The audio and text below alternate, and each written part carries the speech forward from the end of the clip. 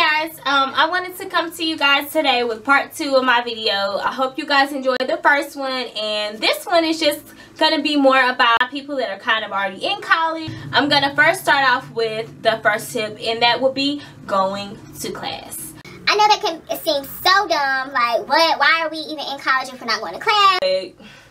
Y'all would be surprised, especially if going to an HBCU. Like, some people just don't go to class. Like, they just party all the time, or they just get so discouraged in a certain class that they just stop going. But I'm here to let you know right now that teachers do put that in mind, you know, and they remember the ones that they see all the time, and they remember the ones that they rarely see.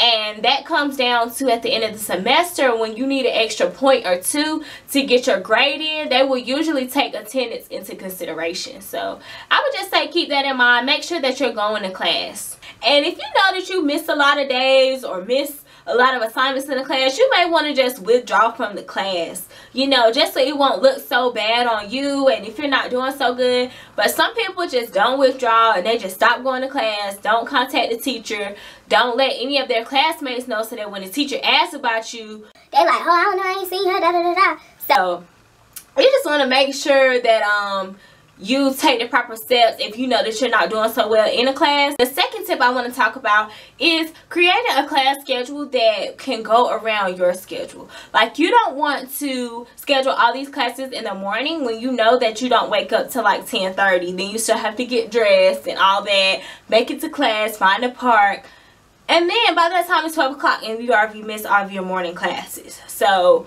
I would just say, if you're an afternoon person or a night person, schedule your classes at that time so that you can have time in the morning to refresh yourself, get some food or whatever like that. Like, I know me personally, I can just get out of the bed and go and not even care. I'd rather have the rest of the day to get myself together. So I would try to schedule all my classes to be done at least by 3 o'clock.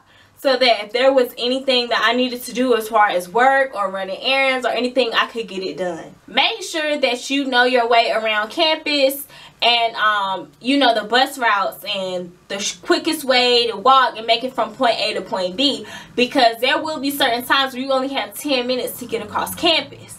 There will be certain times where it's hot or it's super cold and you want to get on the campus shuttle. You know what I'm saying? You don't want to walk through the rain. You don't want to walk through the snow. And sometimes classes aren't canceled in inclement weather. Make sure that if you're living off campus, that you know the local bus routes in your area, so that the bus can take you from point A to point B instead of you walking. Because I know everybody doesn't drive and have the luxury to drive, but I was able to drive when I was in college, and I was very blessed with that opportunity. My grandparents told me they would get me a new car if I, you know, stayed in school and stayed on the dean's list, and that I got into graduate school.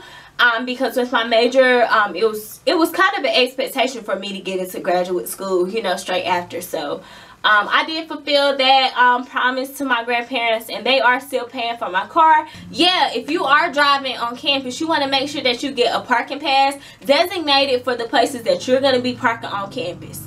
I know they can be a little expensive, but if you are receiving financial aid, you could take your award and apply it to a parking pass and get it the first week, even though if you did have your financial aid refund check or whatever. Just make sure you get a parking pass, because parking tickets can be crazy, and you don't want to let all these tickets add up. You end up getting a boot on your car, getting your car towed, or come graduation you have all these fees because you didn't pay your parking pass. So just go ahead and get a parking pass if you do drive on campus, or if you know somebody that lives close to campus and you don't live close to campus, try parking at their house and then getting on the bus from their house to campus. As far as eating, I would say make sure that you have a meal plan. Sometimes even if you're staying off campus and you're on campus and you just need to grab something really quick and you don't have any cash, the university does provide you to have a certain amount of meals. Every year on your little student card, we had an Aggie 1 card, and that would just allow us to have like not only meals from the cab, but you can also get flex dollars, and that will allow you to get Starbucks, Chick-fil-A, and stuff like that, like local restaurants that we had around the area and on campus that we can eat from.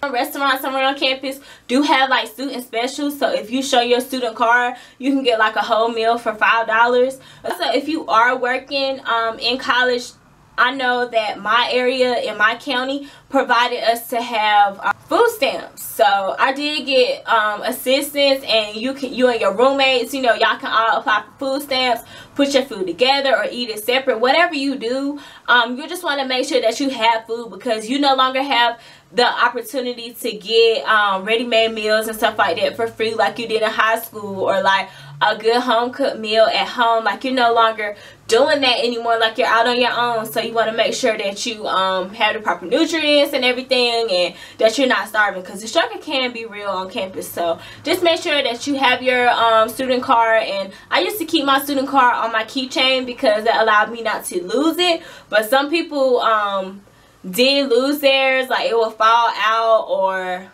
you know, so they would just put a little lanyard around their neck or whatever works for you, you know. But that student card can really help you as far as like food and transportation, and also getting into events on campus. So you want to just make sure, if you do want to turn up the function every now and then, you know, go to something on campus that's free that you can get in with your student card. You don't have to worry about being out all night, but you'll still have fun, have a good time, meet new people, and you could go back home and wake up the next day for class. It was just so many opportunities for me out there, especially at my universities, to join organizations. It really allowed me to be close to people that knew where I was coming from and what I was trying to do. So that was just awesome. I ran for a pageant for a fraternity, Phi Beta Sigma Fraternity Incorporated, and I ended up being Miss Phi Beta Sigma Fraternity Incorporated for 2013-2014, which was my last year in college, which allowed me to meet so many people my last year, which was kind of bittersweet, because I was like, oh my god, I'm meeting all these cool people. Where have y'all been this whole time I've been here? But it was also like I got to develop relationships that lasted past college. Also got to go back and help with the pageant, and it was just great. So that pretty much wraps up part 2 of this video. The sun is kind of going down, and I was going to try to film part 3, but I don't think I'm going to be able to get to that today. Please comment below if you have any other questions regarding these topics, or the topics that were mentioned in this college series overall, because I am open to answer any questions. I just wanted to kind of help y'all. This is really for y'all, my homies, my rollies. So don't forget to subscribe so you can see my next video, the part 3, which I'll be talking about graduation and life after college. So I will be talking with y'all soon. I will link part 1 below, and I'll get with you guys later. I'm so weird. Alright, bye guys.